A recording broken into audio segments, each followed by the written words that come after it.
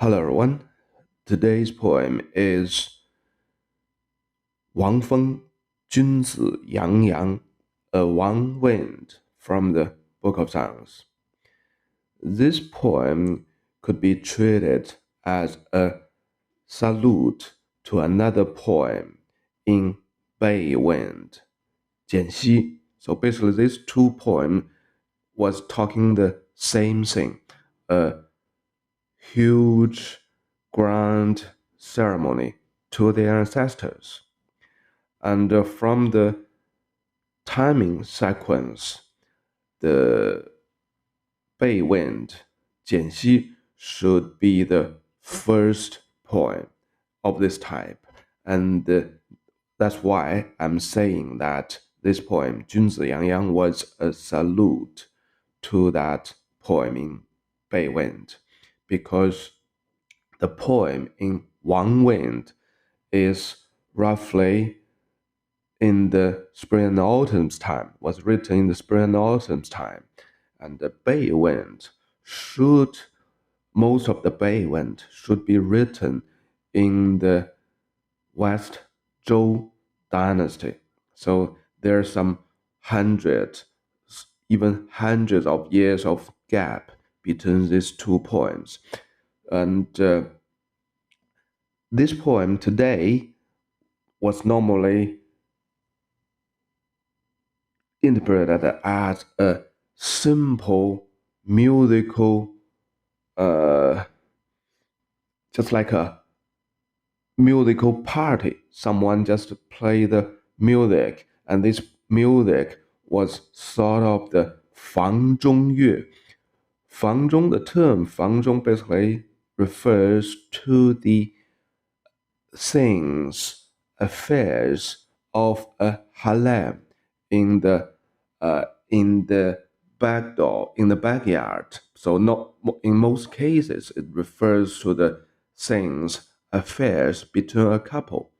So in the palace, in the royal palace, is something between the king and the queen.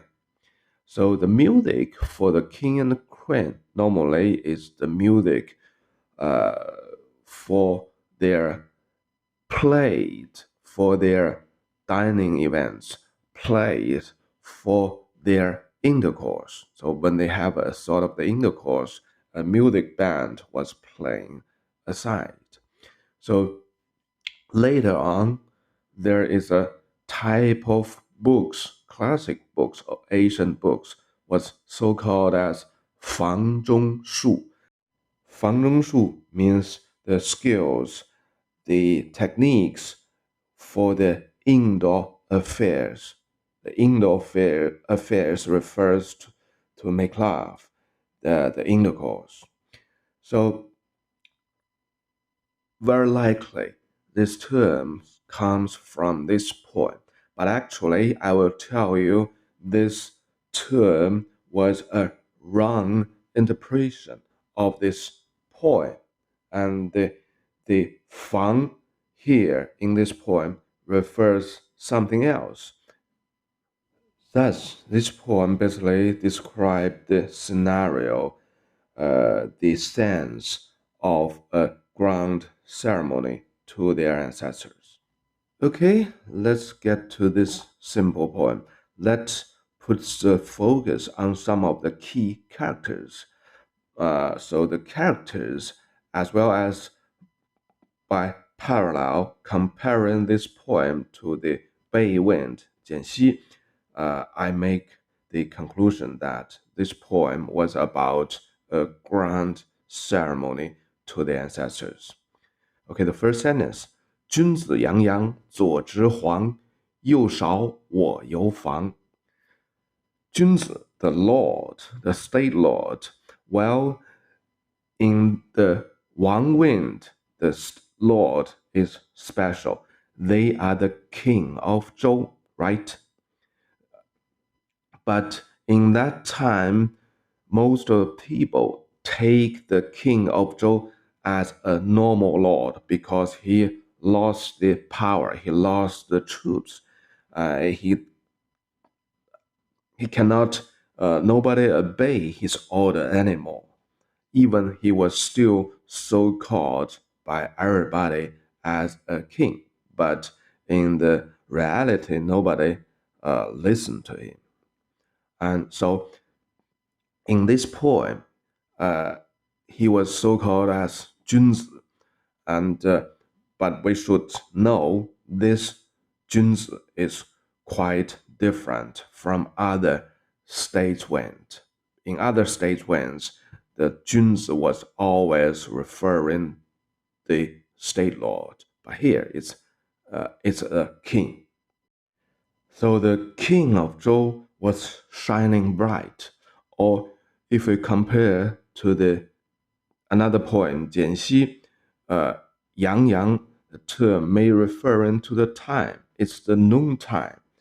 So there's two suns. The king is sort of the sun in the human's world, and above, in the heaven, there is another sun. So the first sentence is quite sophisticated. 君子阳阳. It has a phonetic beauty to double the character yang, the sun. And also it has a strong implication that there's two sun in on site. 左之黄, so the left hand take a flute. 黄 is referring to the flute. But here it's not referring to the king, because this grand ceremony is a well-known ceremony to the Asian people. The people who was playing the flute on the ground in the court was normally the citizens or the junior noble persons, normally people, the nobles in 20s. So that's a quite familiar situation to the ancient Chinese. So when they're reading this poem, they know quite clearly, 君子阳阳, it's describing the king, the state, the lord was standing up here, upstairs somewhere in the center. And downstairs in the court, in the courtyard, there's a bunch of people. They play the flute in their left hand, and in their right hand, there is a long tail, a colorful long tail of bird to play a dance. So we know quite exactly how this dance and the playing flute was managed, but you just know that they have some, their both hand has something. The left hand is a flute, and in the long process, once a while they will play the flute, right? And in the long process, they might dance with the tail of bird, colorful bird tail, to play the dance. So it's a situation. They play the music sometimes, and then they dance for a while.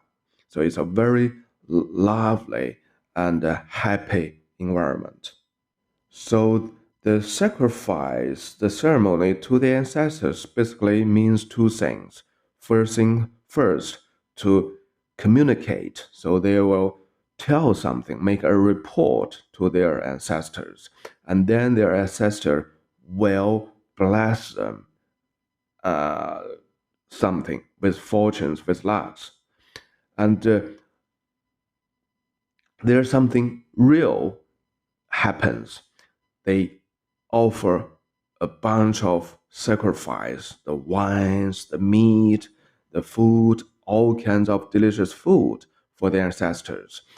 As well, they play music, they dance for their ancestors.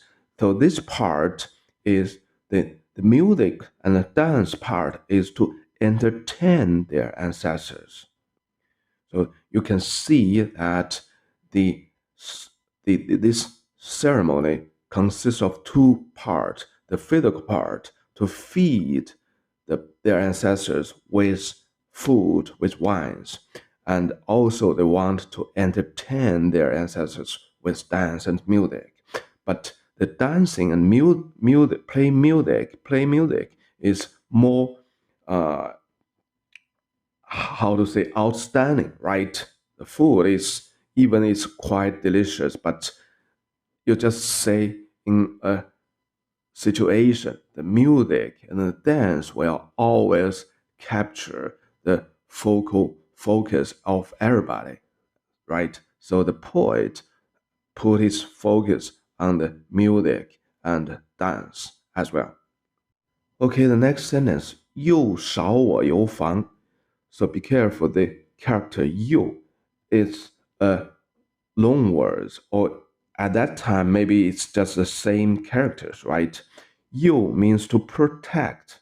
The very original meaning means the right hand, but in the long run it involves the meaning of protection. So the left hand is to support. So the you means someone with a upper level to protect someone with a lower level. And the left hand means someone with a lower level to support a upper level person. So my guess is because the most people are the right-handed people. So when they have a war, they will take the left ears of their enemies with their right hand. Just imagine you are facing your enemy face to face, right? And finally you kill your enemy, and you will take the left ear as evidence of your victory. So you will use your right hand, right? So finally, the right hand or the right means to protect, because you can kill him as well. On the other hand, you will protect him. So that's the power comes from the killing, right? This could also be proved by today's politics. So the human's world doesn't change much from the time in the Book of Songs, or maybe even earlier. Let's say the USA has killed thousands, many thousands citizens, and this bloody slaughters only fortifies the USA power as the only superpower in the world. Everybody knows the USA do evil things, but because of his capability of killing, he's the protector of everybody, of the whole world. Everybody is frightened as well as obedient to the USA power.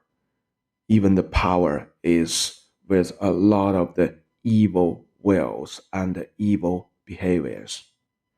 Okay, let's get back to the poem. You is a protect or it's a bless from the ancestors. Shao means enlightening. So Shao is also a long word. Maybe it's still in that time it's the same word. Shao means enlightening. So my ancestors will protect and bless as well as enlighten me. Why? Because 游房 means to make sacrifice. So the dancing, the music is part of the sacrifice to their ancestors, right? Fang means the ancestors' temple. We have seen the ancestors' temple described in many poems, but with another character, 是. Why this poem use another word different 是 and I guess I believe that because the king's ancestors, the most important ancestors, the founder of the Zhou dynasty, was not here, right?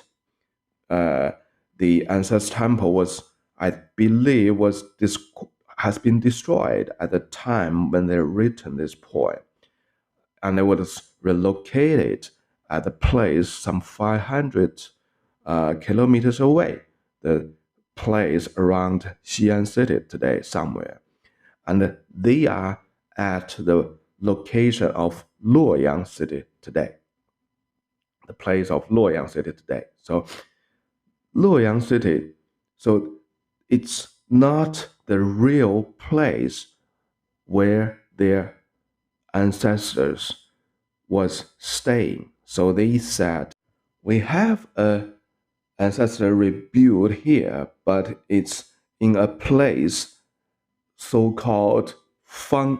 So the radical in the lower part, Fang, means a country, a state far, far away from the capital. So that explained the whole poem. So the sentence 右少我由房 is sort of the reverse the time sequence, because first thing first, they offer their sacrifice. They play music, they play dance for their ancestors, which was so called as 游房. So they first do the things, 游房, they make their sacrifice as the ancestor in Luoyang city. And then their ancestors in return will protect, will bless them, as well as enlighten them, right? And the last sentence, 其乐知足. This music or this happiness is for the blessing, for the sacrifice to our ancestors. So the last sentence character, either it could be read as 举 or it could be read as 足.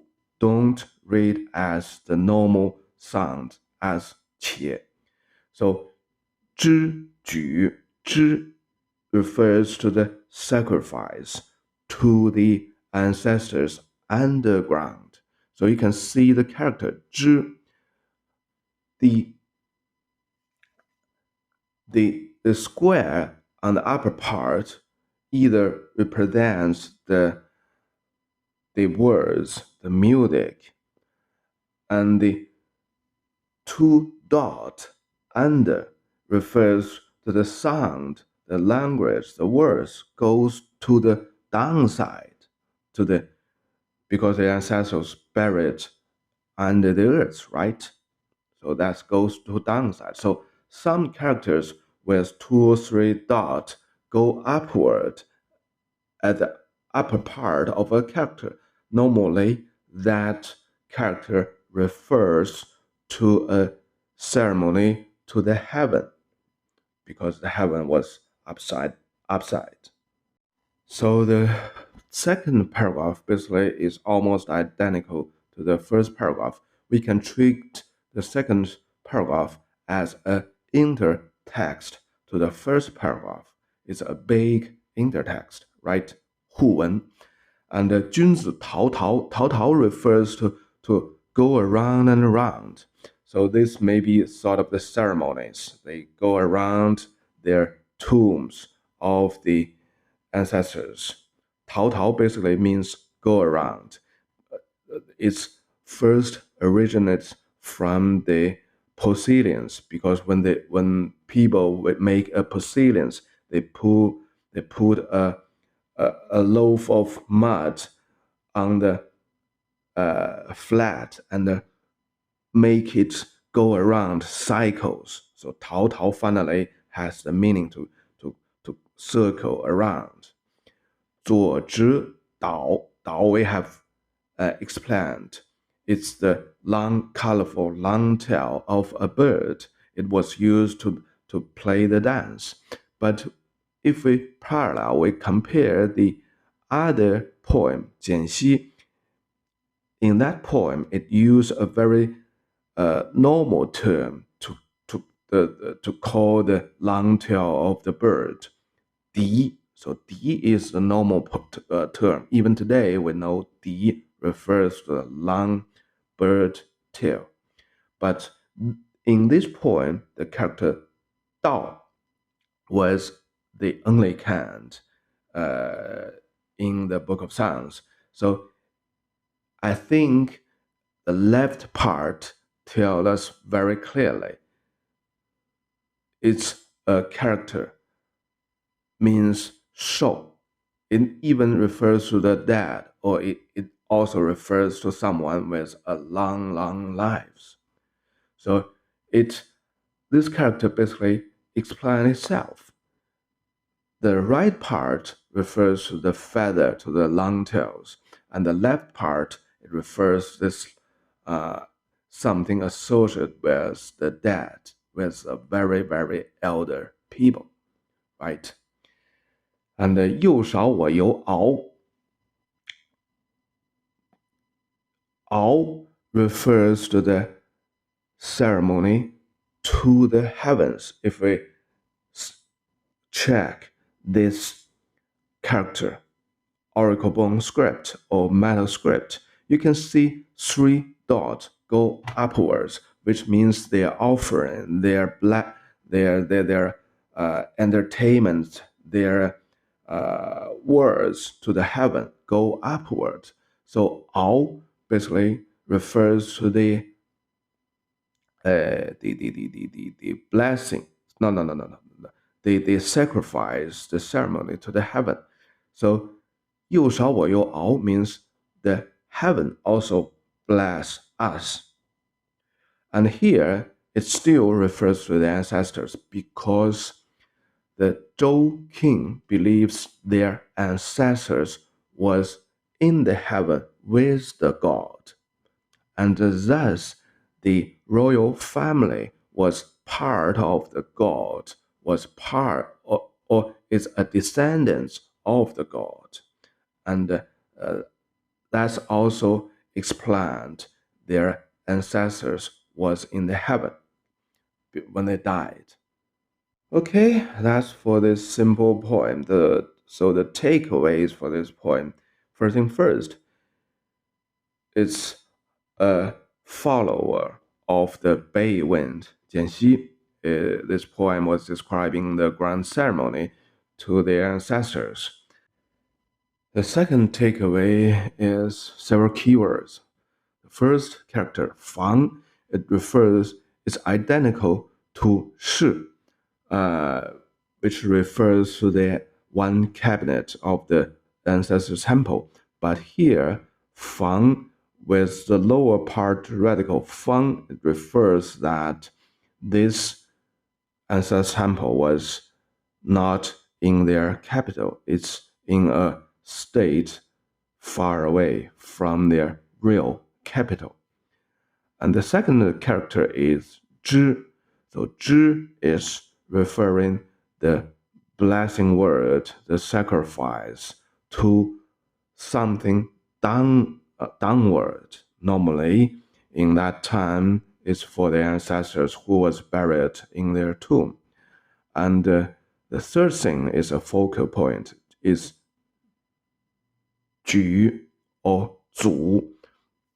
And normally, it was always interpreted as a conjunction word or a word with no meaning. So just think about that. A character appears again and again, and it means nothing. Neither is not a modal particle words. So in that time, every character is concise and precious. the ancient Chinese won't waste so many characters for nothing. Okay, that's for today. Bye bye.